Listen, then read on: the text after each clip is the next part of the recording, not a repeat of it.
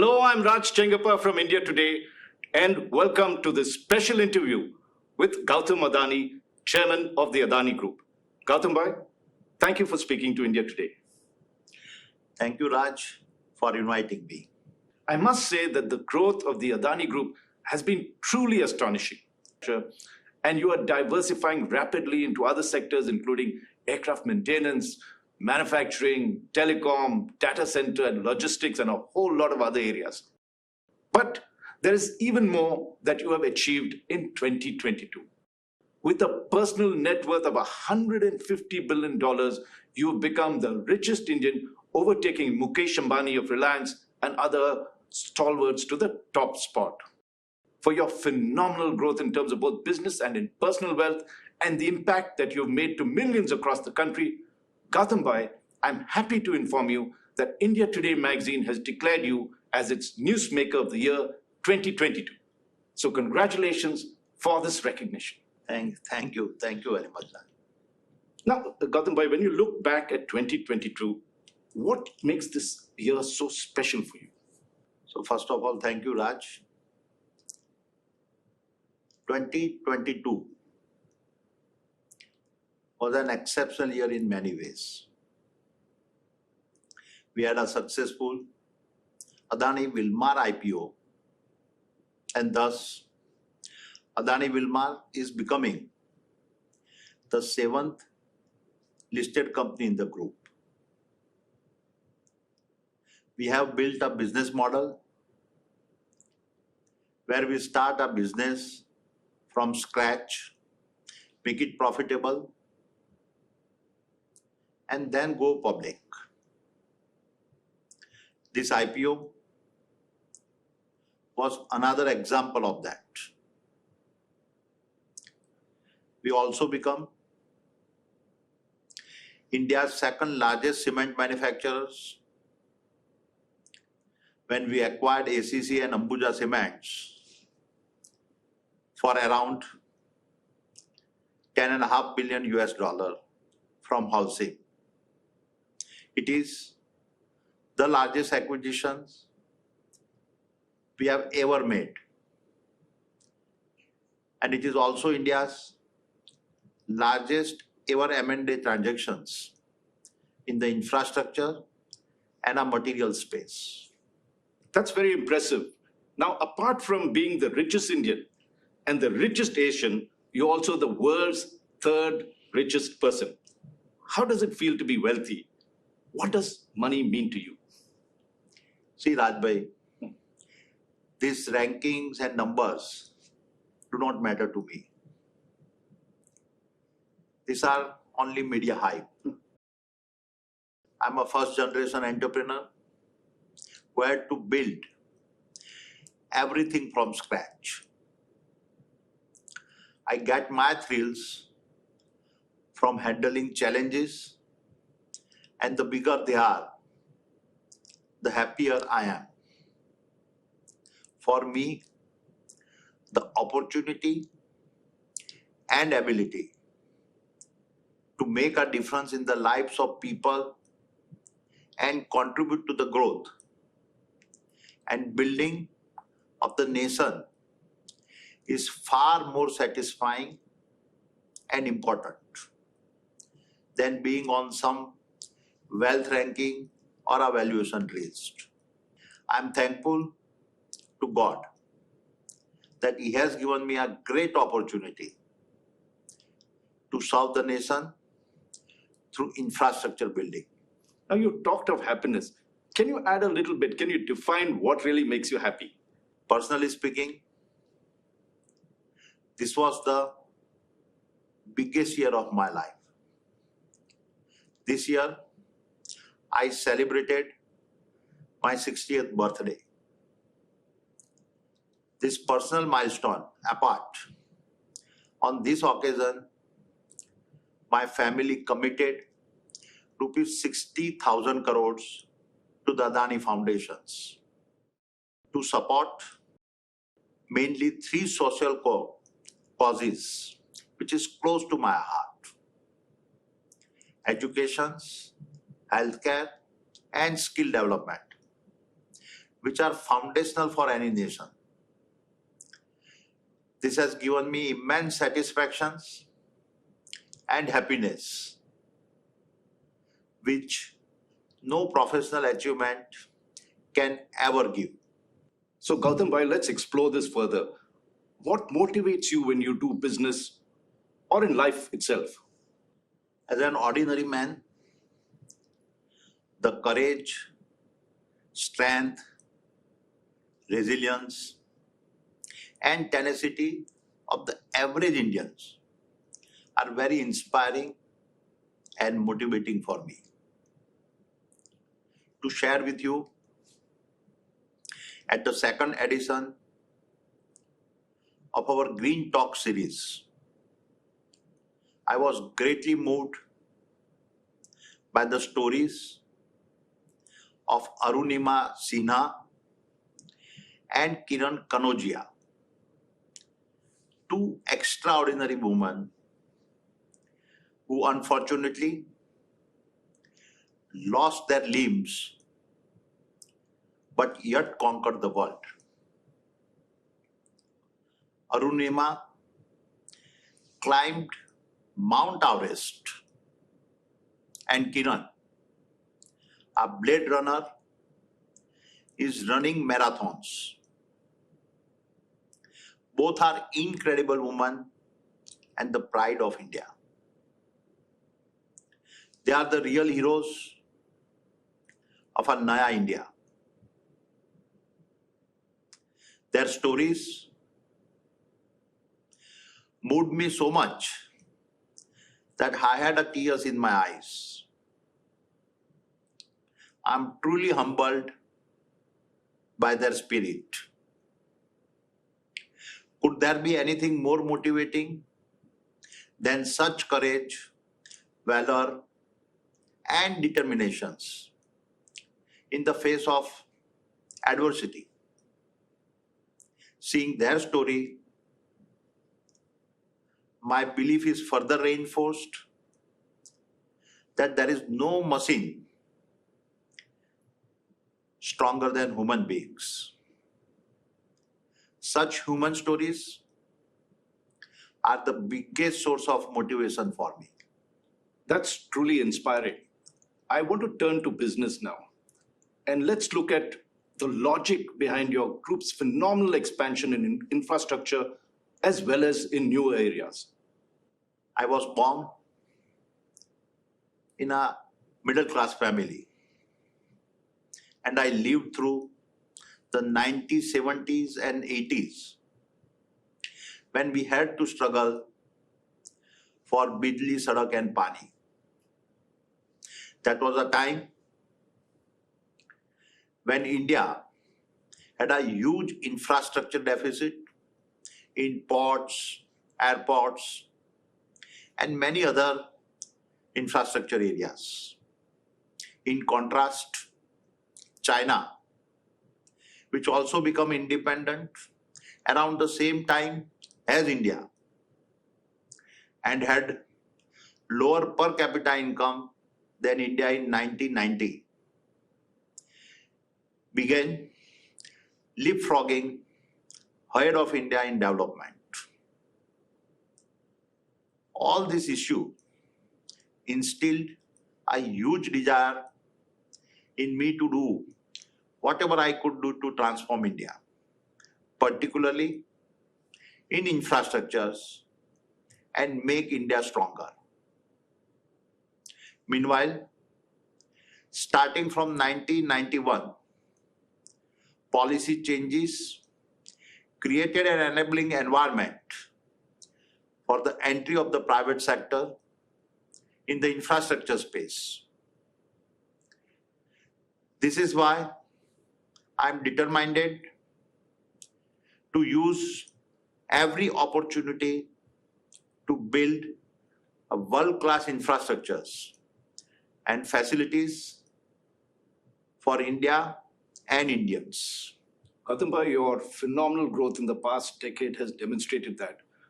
What is your management style? What is your mantra for success? See, all our businesses are run by our professionals and competent CEOs. I do not interfere in their day-to-day functioning. My role is limited to formulating a strategy, capital allocations, and their performance review.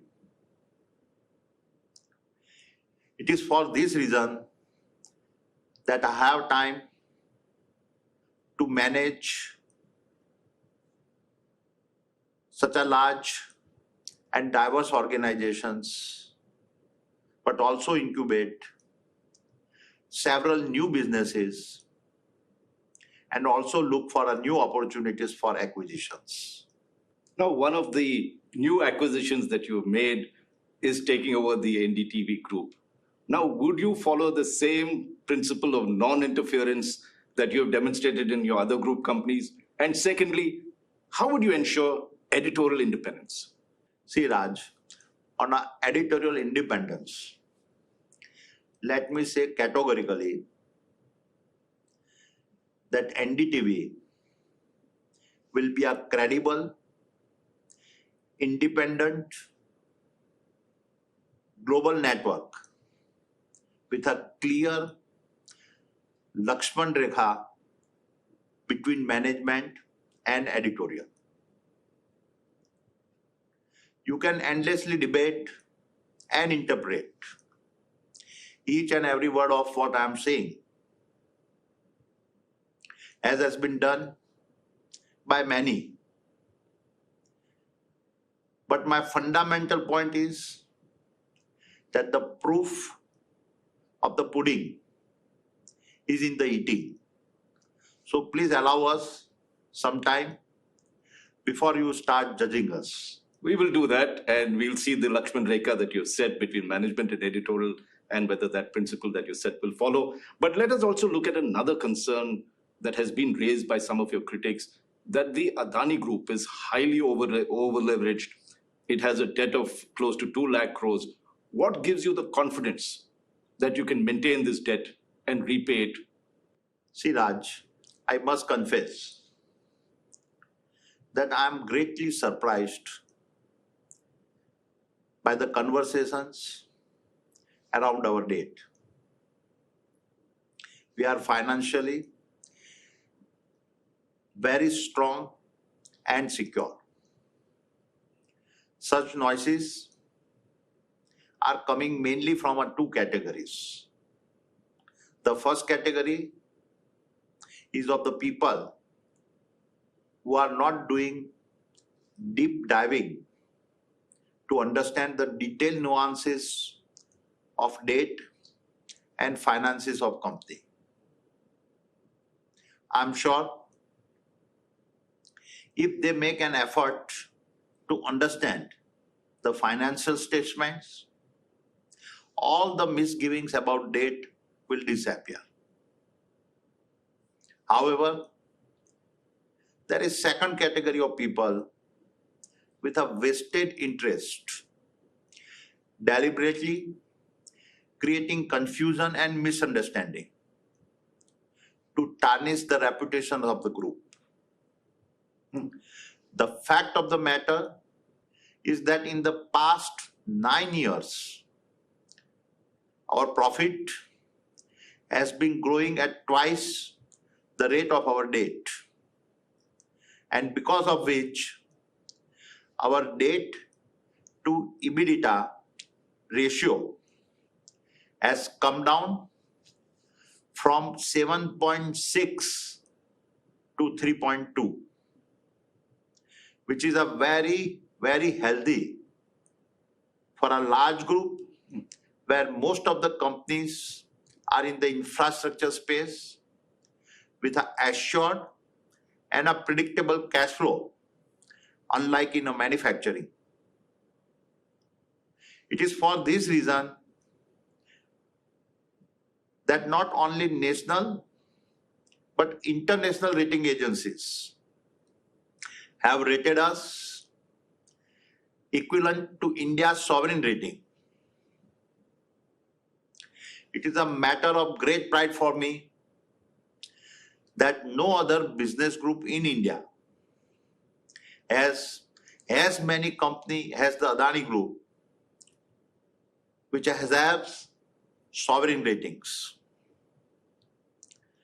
Raj, you are well aware that rating agencies, and particularly the international ones, are very conservative and stingy in giving rating, and they have a very, very rigorous and robust systems and processes of a financial analysis. To share with you, it is for this fundamental financial strength of our group that we were able to close the ACC and Ambuja cement deal of $10.5 billion in a record time in less than just 3 months. Now, I need to persist with this questioning because there are also concerns that banks, including public sector banks, have a huge exposure to Adani debt. How do you respond to such concerns? Raj, this is a good question. People raise concerns without verifying the facts. And the fact is, 9 years ago, out of our total debt, 86% was lending from Indian banks. But now, the exposure of Indian banks in our total lending is reduced to only a level of 32%. Almost 50% of our borrowing is now through international bonds. You will appreciate that international investors are very astute and subscribe after proper due diligence and deep study. Gautam bhai, how would you respond to your critics who say that your rise and your meteoric rise was because of Prime Minister Narendra Modi? See, Prime Minister Modi and myself, both are coming from state of Gujarat. And that makes me the easy target of such baseless allegations. When I look back at my entrepreneurial journey, I can divide it into 4 phases. Many will be surprised to know that it all began during the tenure of Sri Rajiv Gandhi as a Prime Minister, when he first liberalized the EXIM policy, and for the first time, several items were brought in the open general license list. That is what helped me to start my export house. But for Rajiv Gandhi, my journey as an entrepreneur would never have taken off. The second big push I got was in 1991, when the duo of Prime Minister Narendra Modi and the Finance Minister Dr. Manmohan Singh ji initiated sweeping economic reforms.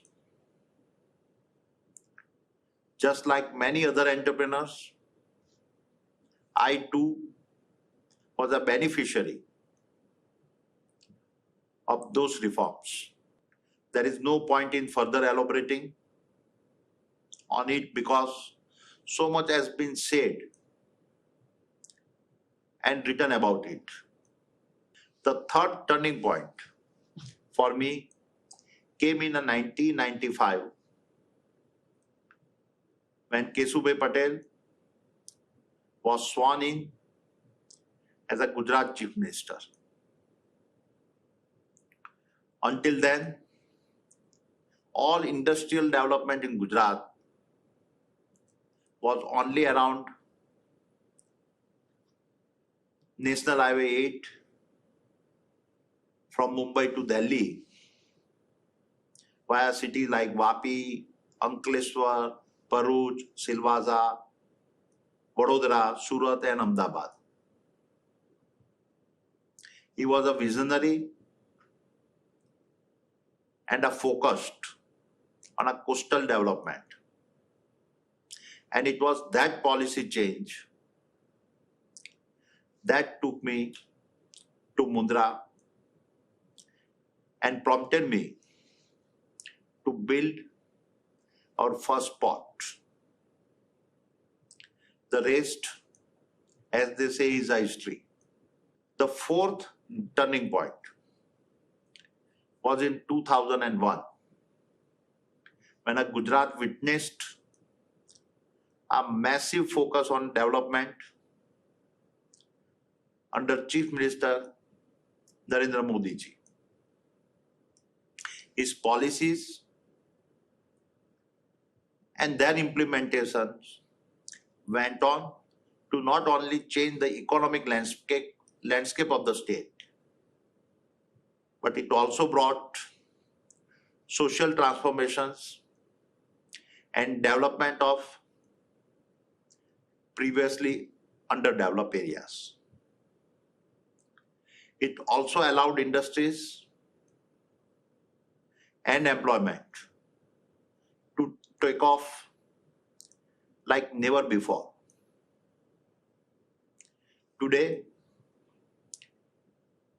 under his able leadership, we are seeing a similar resurgence at the national and international levels, where a new India is now asserting itself. It is unfortunate that such narratives are being pushed against me. As I explained, these allegations are baseless and suffer from a recency bias, seeing our group success through a short-term lens. The fact of the matter is that my professional success is not because of any individual leader, but because of the policy and institutional reforms initiated by several leaders and governments during a long period of over 3 decades.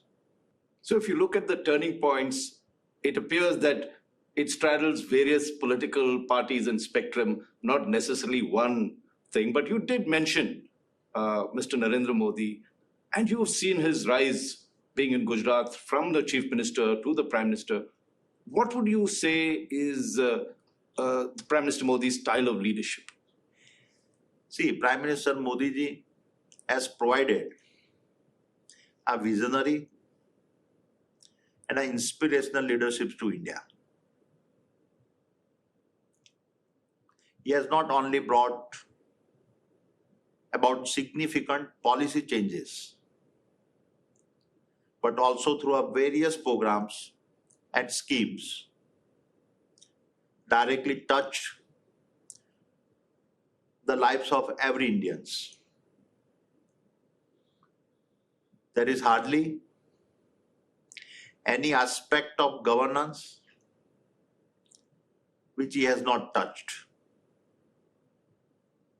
He is trying hard to bring transformative changes not only in the Indian economy,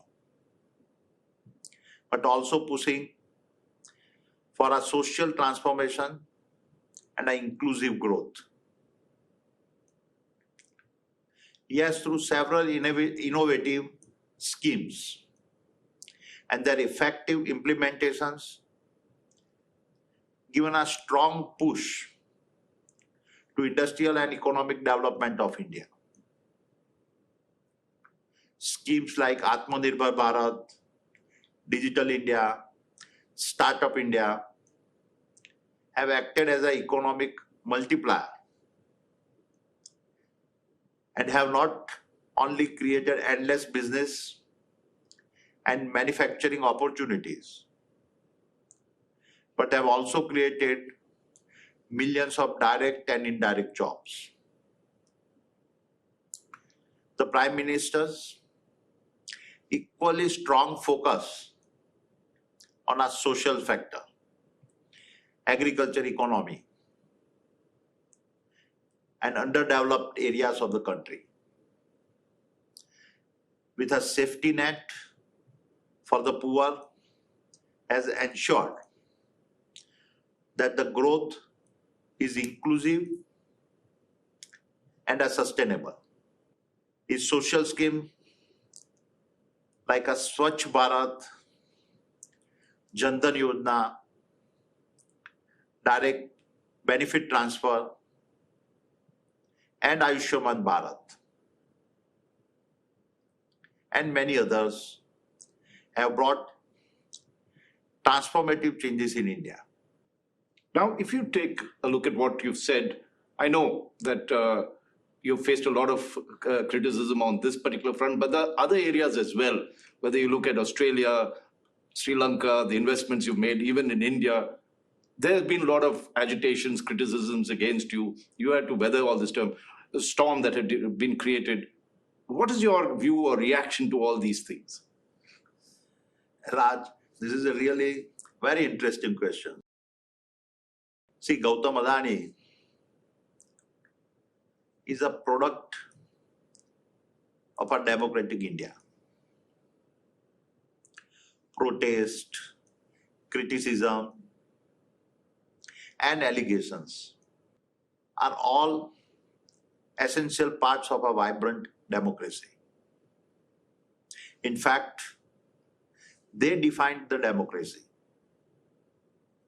I'm a firm believer that our democracy has given us economic freedom and its opportunity. And we all have benefited from it. Now, we cannot complain and do cherry picking about other aspects of democracy which have their own functional values within the boundary of law. You would appreciate that we are in the infrastructure sector, which is the most difficult space to work in. I have faced such challenges many times. I have a very open mind towards any criticisms. For me, the message has always been more important than the messenger. I always introspect and try to understand the other's point of view. I'm conscious that neither am I perfect, nor am I always right. Every criticism gives me an opportunity to improve myself. Now, you were talking about the criticism that you had to face from various quarters. You said it's democratic, and yet you never gave up. Is that part of the Adani culture? Yes. Giving up has never been a part of Adani's culture. Over the years, the group has developed a strong and professional team with an endless energy and a problem-solving approach. We are always looking at solutions. Having honed my skills in such a dynamic democracy like India, my group and I both are confident that we can deliver and do business in any part of the world. I've faced adversity and crisis from my childhood. Each of these occasions has taught me several valuable lessons and made me stronger. It is for this reason that I always tell my team, never waste a crisis. And may I add, you always seem to say, never waste an opportunity. And I see you're betting big on solar and green hydrogen. What makes you so confident that you'll make these units viable or the investments viable, given the fact that even in green hydrogen, there's several hurdles, whether it is in terms of the land availability, for the storage, the technology for green technology, including the fuel cells. What makes you so confident that these will work and you invested big in them? See, green energy is very close to my heart. And energy transitions is not only a huge business opportunity, but also a responsibility to our future generations. The government of India has brought a very attractive production-linked incentive scheme, which has made the green hydrogen business viable and attractive. In fact, I'm very confident that with this enabling support, we'll not only meet domestic demand, but soon become a green hydrogen exporters. Now, I know first generation entrepreneurs face difficulties. There is Dhirubhai Ambani that had to do that. You are a first generation entrepreneur. Who is your mentor? Who do you look up to? Dhirubhai Ambani is a source of inspiration for millions of entrepreneurs in India. He has shown how a humble man, without any backing or resources, and against all odds, can not only set up a world-class business group, but also leave a legacy. Being a first-generation entrepreneur and having a humble beginning, I am deeply inspired by him. Now, switching topics a bit and coming more to looking at ahead and the reality, what is the state of the Indian economy and how do you see India's growth in the year ahead? In our 75 years of independence, it took us 58 years to get to our first $1 trillion of GDP. 12 years to get to the next trillion, and just 5 years for the third trillion. But now, if you look at our pace of social and economic reforms, I see India adding $1 trillion to its GDP every 12 to 18 months within the next decade. I'm very optimistic about the growth and a prosperity of India. This optimism comes from the fact that in 2050, we'll have a young India of 1.6 billion people with a median age of 38. We'll also have the world's largest middle class population. This demographic dividend, combined with the largest middle class, will spur growth and prosperity in India and making it a $30 trillion economy. So clearly, this century belongs to India. I know we are running out of time, and this is my final question to you. Many experts think, and I'm wanting you to look ahead, many experts think that 2023, we may see a global recession. What is your views on that? See, Raj, I'm a born optimist and never lose hope. I recall that many pundits had painted a similar grim scenario for India during the 2008 global financial crisis. But India was successful in beating the predictions. I'm optimistic that the next union budget would provide a great opportunity to address all these concerns. A strong focus on a capital expenditure, employment,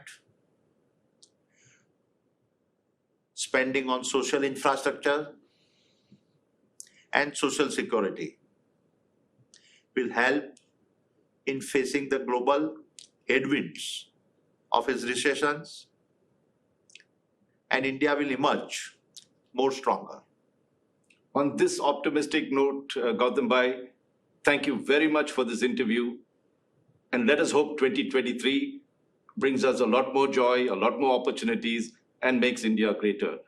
Thank you very much, and congratulations once again for being made India Today Magazine's Newsmaker of the Year 2022. Thank you, Raj. Thank you for giving me this opportunity.